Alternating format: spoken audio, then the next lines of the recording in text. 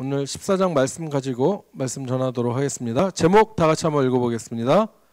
우리가 심은 그대로 거두리다. 거두리라네요. 네, 다가 아니라 라네요. 네, 거두리라. 예, 다시 한번 읽어보겠습니다. 우리가 심은 그대로 거두리라. 네. 갈라디아서 6장 7절 말씀을 보면 사도 바울은 스스로 속이지 말라. 하나님은 업신 여김을 받지 아니하시나니 사람이 무엇으로 심든지 그대로 거두리라고 말씀하고 있습니다. 그렇다면 무엇을 스스로 속이지 말라는 것일까요? 그것은 3절 말씀을 보면 알 수 있습니다. 3절 말씀을 보면 만일 누가 아무것도 되지 못하고 된 줄로 생각하면 스스로 속인 것이다 라고 말씀하고 있습니다. 이 말씀을 통해서 사도 바울은 육체의 할례를 받아야 하지만 진정한 아브라함의 자손이라 불리울 수 있고 그런 자만 구원을 받는다고 주장하던 이 할례주의자들의 그 잘못된 가르침을 아주 강력하게 비판하고 있는 것이죠. 그런데 스스로 속이는 일이 왜 하나님을 업신 여기는 일이 되는 것일까요? 할례가 구원을 보장해 주는 것이 아님에도 할례만 받으면 구원을 얻을 것으로 알고 스스로 잘못되게 믿는 것은 오직 예수 그리스도를 믿는 믿음으로 구원을 얻을 수 있다는 하나님의 이 말씀을 업신 여기는 것이죠. 또 예수 그리스도가 우리의 모든 죄를 지시고 십자가에 달려 죽으신 그 사건을 어떻게 하는 건가요? 무시하는 것입니다. 이것은 비단 할례주의자나 율법주의자들에게만 적용되는 말씀이 결코 아니라고 생각을 합니다. 죄를 짓고도 무사할 것이다. 나는 죄를 짓고도 무사하리라는 그런 생각을 가지고 회개하지 않는 자들도 죄의 결국은 무서운 심판이 있을 것이라는 하나님의 이 말씀을 하찮게 여기고 업신 여기는 또 다른 죄악을 범하는 것입니다. 지난 시간 말씀처럼 여로보암은 전능하신 하나님의 말씀을 그 말씀의 능력을 눈으로 직접 목격하였음에도 불구하고 그는 회개하지 아니하고 그 죄악의 길을 돌이키지도 아니하였습니다. 선지자를 통하여 하나님의 무서운 심판의 예언이 선포되었음에도 그는 여전히 회개하지 않고 있습니다. 그리고 그는 여전히 자신이 만든 종교가 자신과 또한 자신의 왕국을 굳건히 지켜줄 것이라고 스스로를 속이면서 하나님의 말씀을 업신 여겼습니다. 이제 여로보암은 자기가 심은 그대로 거두게 될 것입니다. 믿으십니까? 여로보암의 아들 아비야가 병에 걸렸습니다. 1절 말씀 읽어보겠습니다. 그때 여로보암의 아들 아비야가 병든지다. 자, 그때는 어떤 때일까요? 바로 이 13장에서 나왔던 여로보암이 하나님의 경고의 말씀의 메시지에도 불구하고 계속해서 배도의 길을 걸어가고 있던 그때 여로보암의 아들 아비야가 병이 들었습니다. 성경은 왜 병이 들었는지 또 무슨 병이었는지 우리에게 아무런 말도 해주지 않고 있습니다. 다만 미루어 짐작하건대 당시 왕궁 최고의 의사들도 고치기 힘든 심각한 병이었을 것입니다. 그리고 그 아들의 병은 바로 아마도 여로보암과 그의 아내에게는 아주 큰 근심이 되었을 정도로 아주 심각하였을 것이 분명해 보입니다. 그리고 또 짐작해 보건대 그때라는 저 단어로 짐작해 보아 바로 여로보암이 지은 죄로 말미암아 바로 그의 어린 아들 아비야가 몹쓸 병에 걸린 것이 아닌가 생각을 해봅니다.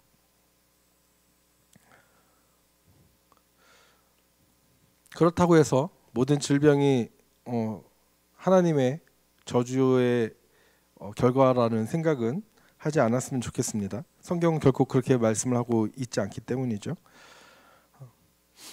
그래서 이 심각한 이 병을 고치기 위해서 여로보암은 자신의 아내로 실로에 있는 실로에 머물고 있는 선지자 아히야를 찾아가게 하였습니다. 그런데 왜 그는 직접 자신이 찾아가지 않았을까요? 아마도 하나님의 말씀을 어기고 우상 숭배의 길로 들어간 그 후에 여로보암과 이 선지자 아히야의 관계는 아마도 멀어지게 되었을 것으로 보입니다. 심지어 그는 자기 아내를 보내면서도 변장하게 하여 왕후인 것을 선지자가 몰라보게 하고 싶어 했습니다. 2절 말씀입니다. 그 여로보암이 자기 아내에게 이르되 청하건대 일어나 변장하여 사람들이 그대가 여로보암의 아내임을 알지 못하게 하고 실로로 가라. 거기 선지자 아히야가 있나니 그는 이전에 내가 이 백성의 왕이 될 것을 내게 말한 사람이니라. 그리고 더욱이 떡 10개와 과자와 꿀 한 병을 가지고 가게 했는데 이것은 보통 평민들이 가지고 갈 법한 아주 소박한 예물이었습니다. 즉 왕후인 것을 티내지 않게 평민인 것처럼 옷도 그렇게 이제 평민들이 입는 그런 옷으로 갈아입히고 변장하게 하고 또 평민들이 가져다 드릴 법한 그 예물을 준비해 가지고 아히야에게 보낸 것이죠. 이렇듯 여로보암은 용이 주도한 사람이었습니다. 이 세상적인 관점에서 보자면 그는 능력 있는 지도자였음은 틀림이 없어 보입니다. 또 한 예를 들자면 선지자 아히야가 머무는 그 실로는 여호수아가 가나안 정복을 마치고 하나님의 성막을 설치하고 그 언약궤를 둔 곳이었습니다. 즉 예루살렘 성전이 지어지기 전까지 종교 중심지는 바로 실로였습니다. 그런데 이 실로는 목초와 물은 많아도 평지였기 때문에 적을 방어하기에는 좋지 않은 지형이었다고 합니다. 이 여로보암이 실로를 제쳐두고 이 베델을 새로운 종교 중심지로 삼은 것은 이러한 군사적 측면도 철저하게 계산한 것이죠. 아비야의 이름은 여호와는 나의 아버지시다라는 뜻이었습니다. 그것은 여로보암이 계속해서 자신을 하나님을 섬기는 사람으로 스스로 바라보고 있었음을 말해주고 있습니다. 그렇게 아들이 병이 들자 선지자를 찾은 것이죠. 한편으로 그는 아히야의 하나님으로부터 오는 그런 영적인 능력을 인정하고는 있지만 하지만 자기 아들을 고쳐주겠다는 약속을 받아내기 위해서 선지자 아히야를 교묘하게 조종하려는 그 의도를 품고 있었습니다. 4절 말씀입니다. 여로보암의 아내가 그대로 하여 일어나 실로로 가서 아히야의 집에 이르니 아히야는 나이가 많아 눈이 어두워 보지 못하더라. 그런데 이제 아히야는 나이가 많아 눈이 어두워졌습니다. 그렇기 때문에 충분히 속일 수 있다는 그런 계산들도 섰겠죠. 그런데 눈이 어두웠기 때문에 굳이 변장을 안 해도 잘 알아보기 힘들었을 텐데 뭔가 치밀한 것 같지만 치밀함 속에 그런 좀 허술함도 보이는 것 같습니다. 그는 자신이 선지자를 조종할 수 있다면 선지자가 자신을 대신해 하나님을 움직이게 해서 자기 아들의 병을 낫게 할 수 있을 것이라는 그런 계산을 한 것이죠. 즉 아히야가 가진 그 영적인 능력만을 이용할 수 있다고 생각한 것입니다. 그런데 이것은 점술가나 무당들을 대하는 태도와 크게 다르지 않습니다. 즉 여로보암은 자신을 감춤으로써 아히야와의 그런 인격적 관계를 맺는 것을 거부한 것이죠. 그러면서도 기복의 도구로 자신의 목적을 자신의 그 원하는 바를 이루기 위해서 복을 받기 위해서 하나님의 사람인 아히야를 철저하게 이용하려고 한 것입니다. 우리의 기도의 응답이 늦거나 없는 이유는 하나님과의 인격적인 관계 맺기를 거부한 채 우리가 기복적으로 구하기 때문이 아닐까 생각을 해봅니다. 하나님과의 인격적인 관계가 형성이 된 사람들은 먼저 하나님의 나라와 그의 의를 구하는 기도를 하게 되어 있습니다. 이러한 기도는 그 응답이 즉각적입니다. 그리고 주의 약속의 말씀대로 우리가 구하지 않았던 것까지도 하나님께서 더하여 우리에게 주십니다. 믿으십니까? 네. 그래서 우리가 기도하기에 앞서서 정말 우리가 먼저 하나님께 구하기에 앞서서 하나님은 나의 아버지시고 나는 하나님의 자녀라는 바로 아버지 아들의 그 관계를 먼저 회복하고 그 친밀함을 먼저 우리가 갖게 된다면 우리가 구하는 그 모든 것들을 하나님께서 즉각적으로 다 들어주시고 응답해 주실 줄 믿습니다. 이러한 여로보암의 모습 속에서 스스로 속이는 자의 전형을 발견하게 됩니다. 자신의 꾀에 스스로 취해서 하나님을 속일 수 있다는 이런 심각한 착각에 빠져 있는 바로 그런 추악한 모습이죠. 여로보암은 자기는 물론 백성들을 속이더니 이제는 하나님마저 속이려고 달려들게 된 것입니다. 여로보암의 계략은 눈먼 아히야를 충분히 속일 수 있는 것이었습니다. 그러나 하나님의 계시는 여로보암의 기만책을 물론 여로보암의 집안의 장래일과 또한 어떻게 대답해야 할 것인지에 대한 대답의 방식까지도 상세하게 선지자 아히야에게 알려주는 것이었습니다. 사실 누가 봐도 건강하고 이 용의 주도하고 철두철미한 그런 인물이 여로보암과 또 늙고 눈까지 먼 이 아히야가 벌인 이 게임의 승부는 뻔해 보이지 않나요? 그러나 약자의 편에 하나님께서 가세하심으로 승부의 방향은 완전히 달라집니다. 5절 말씀 읽겠습니다. 여호와께서 아히야에게 이르시되 여로보암의 아내가 자기 아들이 병들었으므로 내게 물으러 오나니 너는 이러하게 대답하라. 그가 돌아올 때 다른 사람인 채 함이니라. 여로보암이 아히야의 어두워진 눈은 속일 수 있을지 모르겠지만 하나님의 눈은 결코 속일 수 없습니다. 이러한 사실은 저처럼 재능이 부족한 사람에게 큰 위로의 말씀이 되지 않을 수가 없습니다. 인간적으로 뛰어난 재능이 하나님의 일을 함에 있어서 오히려 하나님의 일을 함에 있어서 큰 도움이 되는 것은 사실입니다. 하지만 그 자체만이 내세워질 때는 오히려 큰 올무가 되는 경우를 수없이 보았습니다. 반면에 비록 여러 면에서 인간적인 결함을 지니고 있다고 할지라도 겸손히 하나님의 뜻에 순복하는 자는 세상의 미련한 것들을 택하사 지혜 있는 자들을 부끄럽게 하시는 그분의 능력으로 말미암아 귀한 도구로 쓰임받을 수 있는 것입니다. 저를 포함해서 우리 모두가 정말 하나님 앞에 우리의 부족하고 연약한 모습을 인정하고 모든 것을 그분께 맡기고 그분을 의지함으로 인하여서 하나님의 손이 바로 저와 여러분들을 잡으시고 귀하게 쓰시는 바로 우리 모든 조각목교회 성도님들이 되기를 축복합니다. 여로보암의 아내의 발소리를 들은 아히야는 왜 다른 사람인 척 변장하느냐고 꾸짖은 후에 자신이 하나님의 명을 받아 흉한 일을 전할 것이니 가서 그대로 여로보암에게 전하라고 하였습니다. 6절 말씀 읽어보겠습니다. 그가 문으로 들어올 때 아히야가 그 발소리를 듣고 말하되 여로보암의 아내여 들어오라. 내가 어찌하여 다른 사람인 채 하느냐. 내가 명령을 받아 흉한 일을 내게 전하리니.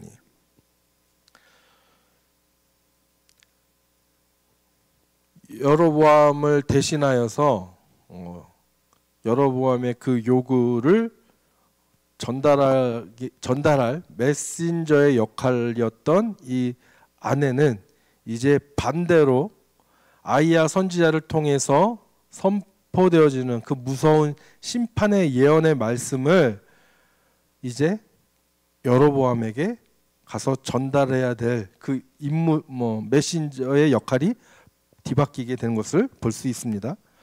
아히야가 전한 여호와의 말씀은 7절에서 16절에 길게 묘사되고 있는데 선지자들의 심판, 심판 선언의 패턴을 따라 첫 번째 하나님이 베푸신 은혜, 두 번째 기소, 세 번째 심판 선언으로 이렇게 이루어져 있습니다. 먼저 하나님이 과거에 여로보암에게 베푸신 은혜는 무엇입니까? 바로 그를 백성 가운데서 일으켜서 주권자로 삼으시고 다윗의 집에서 10지파를 찢어내어 나라를 세우게 해주신 은혜입니다. 그런데 이러한 은혜를 베푸신 하나님이 어떠한 분이십니까? 바로 이스라엘의 하나님이십니다. 이스라엘과 여호와 하나님의 관계는 떼내야 뗄 수 없는 불가분리적 관계이죠.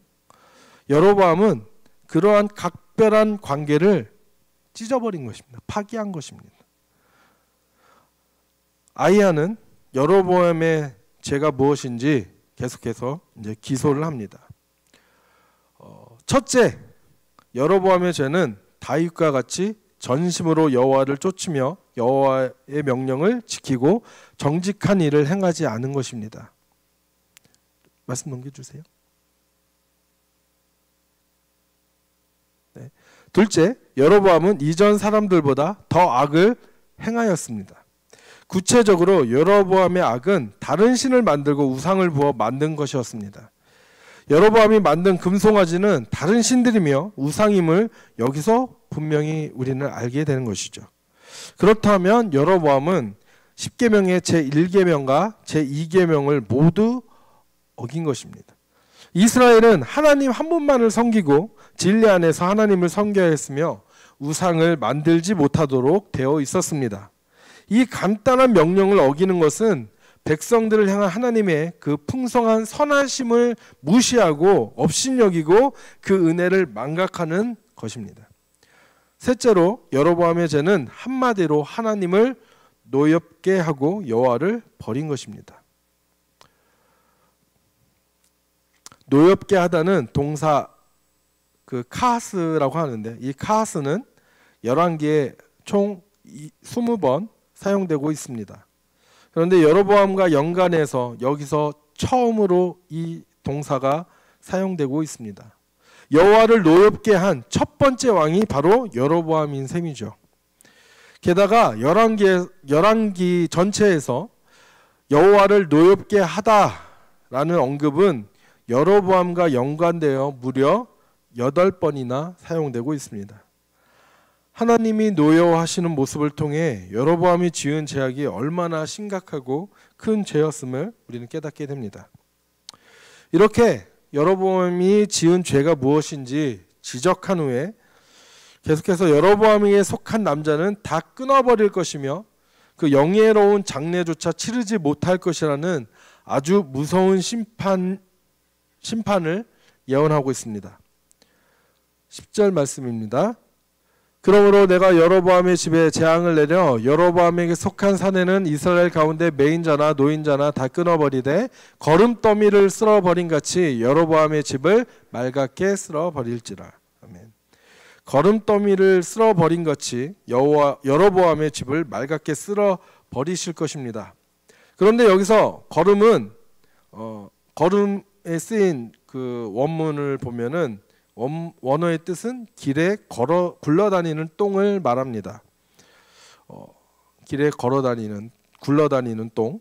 원문에 비해 한글의 이 걸음은 좀 점잖은 표현인 것 같아요.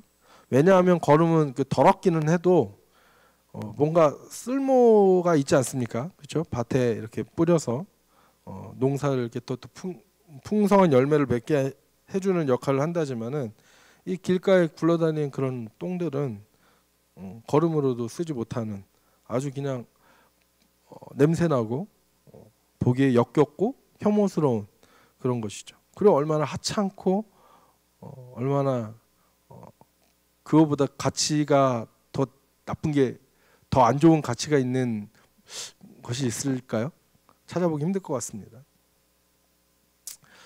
바로 원문의 그 의미, 그냥 길에 하찮고 더럽게 굴러다니는 똥, 그 똥을 그냥 눈에 보이니까 더러우니까 그냥 치워버리게 되지 않겠습니까? 바로 하나님이 바로 여로보암의 그 속한 그 일족, 그 모든 사람들의 그 지은 죄의 모습을 하나님이 바라볼 때 바로 그런 거와 같은 모습이라는 겁니다.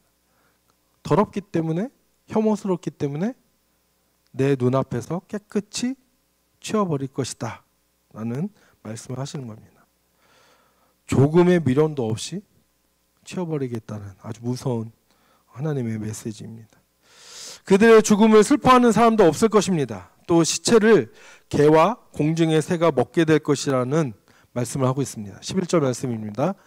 여로보암에게 속한 자가 성읍에서 죽은즉 개가 먹고 들에서 죽은즉 공중의 새가 먹으리니 이는 여호와께서 말씀하셨음이니라. 개와 공중의 새가 그 시체를 먹는다라는 이 심판은 바로 언약의 저주입니다. 여로보암에게 베푸신 하나님의 은혜에 비교해 보면 여로보암의 죄가 너무나 심각하기에 이런 심판을 당하게 될 것이라는 그런 뜻입니다. 그의 죄로 인해 그의 가계는 왕족에서 끊어지게 될 것입니다. 여로보암의 죄는 그의 가정을 황폐하게 만들 것입니다. 병든 그의 아들은 회복되지 못하고 죽을 것입니다. 심지어 여로보암의 아내가 성읍으로 들어서는 순간 이 심판의 첫 번째 집행이 이루어질 것입니다. 12절 말씀입니다. 너는 일어나 내 집으로 가라. 내 발이 성읍에 들어갈 때 그 아이가 죽을지라. 왕의 죄악은 어머니의 가슴을 멍들게 하고 또 어린 아들의 목숨을 앗아가게 될 것입니다. 그러나 이 소년의 죽음은 여로보암 일가에 속한 다른 사람들의 죽음과는 다를 것입니다. 왜냐하면 소년의 죽음은 애도하며 조의를 표하는 사람들이 있을 것이며 여로보암의 자손들 중 유일하게 무덤에 묻히게 될 것이기 때문입니다. 13절 말씀입니다. 온 이스라엘이 그를 위하여 슬퍼하며 장사하려니와 여로보암에게 속한 자는 오직 이 아이만 묘실에 들어가리니 이는 여로보암의 집 가운데서 그가 이스라엘 하나님 여호와를 향하여 선한 뜻을 품었습니다. 저자는 여로보암의 집 가운데서 그가 이스라엘 하나님 여호와를 향하여 선한 뜻을 품었기 때문에 이러한 하나님의 자비를 입게 된 것이라고 말을 하고 있습니다. 오히려 죽은 거에 대해서 많은 사람들은 슬퍼하고 안타까워하고 또 그 부모들은 정말 마음이 찢어지겠죠. 하지만 당차 닥쳐올 그 미래에 있을 그 무서운 심판 그 전에 그 심판을 맛보지 않고 죽은 것은 어찌 보면은 그 저주가 있기 전에 저주가 임하기 전에 하나님이 데려가신 것은 오히려 하나님의 자비요 하나님의 은혜임을 깨달으시기 바랍니다. 그가 품은 선한 뜻이 무엇이었는지는 구체적으로 알려지지 않았지만 그 유대교 전승에 의하면 이 아들은 절기를 지키려고 예루살렘으로 가는 백성들을 막으라는 붙인 여로보암의 명령을 어기고요. 오히려 길에 세운 장애물을 치워서 그 이스라엘 백성들이 예루살렘에 다녀올 수 있도록 했다고 합니다. 이사야 57장 1절에서 2절 말씀을 보면 의인은 악인과 같이 화를 당하지 않고 그 전에 불리어짐을 받아 평안에 들어가고 편히 쉼을 누리는 은혜가 있음을 알 수 있습니다. 오늘 에녹을 생각해 볼 수 있습니다. 그렇죠? 네. 하나님은 이 세상을 홍수로 심판하기 전에 에녹을 그 저주에서 구원하시고자 에녹을 데려가셔서 에녹이 더 이상 세상에 있지 않게 되지 않았습니까? 바로 그것이 하나님의 의인을 향한 하나님의 그 사랑의 마음임을 여러분 깨달으시기 바랍니다. 마지막으로 여로보암의 죄는 그의 나라에 큰 피해를 입히게 될 것입니다. 우선 가까운 미래에 한 왕을 일으키셔 여로보암의 집을 끊어버리실 것입니다. 14절 말씀입니다. 여호와께서 이스라엘 위에 한 왕을 일으키신즉 그가 그날에 여로보암의 집을 끊어버리리라. 언제냐 하니 곧 이제라. 여로보암의 뒤를 이어 왕이 된 나답은 겨우 2년을 통치한 후에 바하사의 반역으로 죽임을 당하고 왕조가 멸망하게 되었습니다. 말씀 넘겨주세요. 네. 그리고 또 넘겨주세요. 15절 말씀 보겠습니다. 그리고 물에서 흔들리는 갈대처럼 끊임없는 반역과 살해로 여러 왕조들이 이어지며 흔들리는 모습을 보일 것입니다. 실제로 210년 동안 암살과 폭동을 통해 무려 19명의 왕이 교체되었습니다. 그리고 BC 722년에 백성들은 강 너머 여러 나라로 흩어졌습니다. 여로보암이 범한 죄와 그가 이스라엘 백성들에게 범하게 한 그 죄 때문에 하나님은 이스라엘을 버리셨습니다. 16절 말씀 읽어보겠습니다. 여호와께서 여로보암의 죄로 말미암아 이스라엘을 버리시리니 이는 그도 범죄하고 이스라엘로 범죄하게 하였음이니라 하니라. 아멘. 여로보암의 병든 아들에 대한 아히야의 예언은 그 예언의 말은 그대로 성취되었습니다. 17절 18절 말씀 보면 여로보암의 아내가 디르사로 돌아와 집 문지방에 이르자마자 아들이 죽고 말았습니다. 여로보암의 통치에 대해서는 22년간 왕위에 앉아 있었다는 것 외에 별다른 평가가 없습니다. 역사가들은 여로보암을 성공한 사람으로 여길 수도 있을지 모르겠습니다. 그러나 성경 저자는 그를 실패한 사람으로 보고 있습니다. 그는 가장 중요한 왕들 중에 한 사람이었지만 그가 미친 영향은 모두 부정적인 것들 뿐이었습니다. 북이스라엘 왕조의 모든 왕들은 하나님이 더 이상 참으실 수 없을 때까지 여로보암의 죄를 계속 이어나갔고 결국 나라는 몰락하게 되었습니다. 여로보암 이야기는 죄로 인한 아주 슬픈 이야기가 되고 말았습니다. 그렇다면 남유다의 왕 르호보암은 어떠합니까?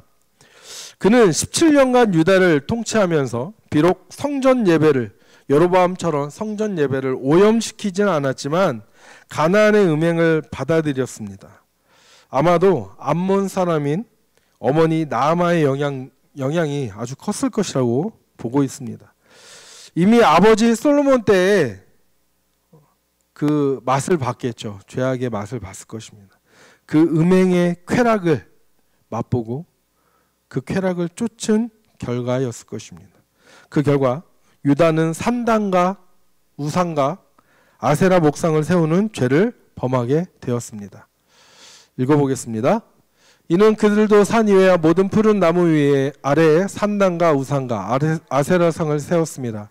그 땅에 또 남색하는 자가 있었고 여호와께서 이스라엘 자손 앞에서 쫓아내신 국민의 모든 가증한 일을 무리가 본받아 행하였다.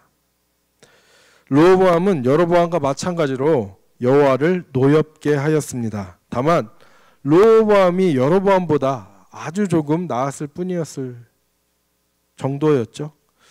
그 역시 나라를 몰락의 길로 이끌어가고 있기는 마찬가지였습니다. 르호보암 제5년에는 애굽의 왕이었던 바로 시삭이 예루살렘을 치고 성전과 왕궁의 보물을 모두 빼앗아가는 일이 있었습니다. 이 사건은 훗날 바벨론에 의해 성전이 파괴되면서 성전의 모든 기물들을 약탈해간 사건의 예고편이나 마찬가지입니다. 솔로몬의 금 방패 대신 놋 방패가 이제 시위대의 손에 들리게 되었습니다. 금과 같이 화려했던 솔로몬의 황금기 시대가 끝났음을 상징적으로 보여주는 사건입니다. 27절 28절 말씀 한번 읽어보겠습니다. 르호보암 왕이 그 대신 놋으로 방패를 만들어 왕궁문을 지키는 시위대 대장의 손에 맡김에 왕이 여호와의 성전에 들어갈 때마다 시위하는 자가 그 방패를 들고 갔다가 쉬소로 도로 가져갔더라.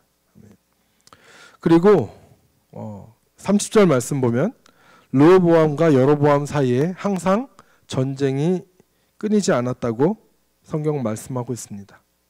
이것은 아마도 하나님이 르호보암과 여로보암 둘 모두에게 내리신 심판의 형벌이지 않을까 그렇게 생각을 해봅니다. 왜냐하면 전쟁으로 인해 그들에게는 결탄코 평안이 주어지지 않았을 것이기 때문입니다.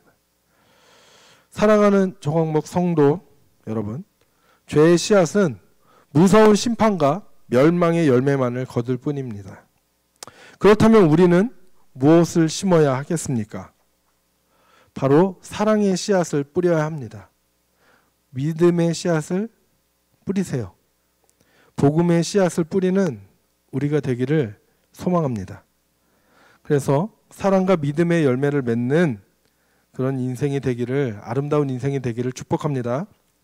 복음의 씨앗으로 인해 생명의 열매를 가는 곳마다 맺기를 축복합니다. 믿음으로 씨 뿌리는 여러분에게 30배, 60배, 100배의 결실이 있기를 축복합니다. 아멘.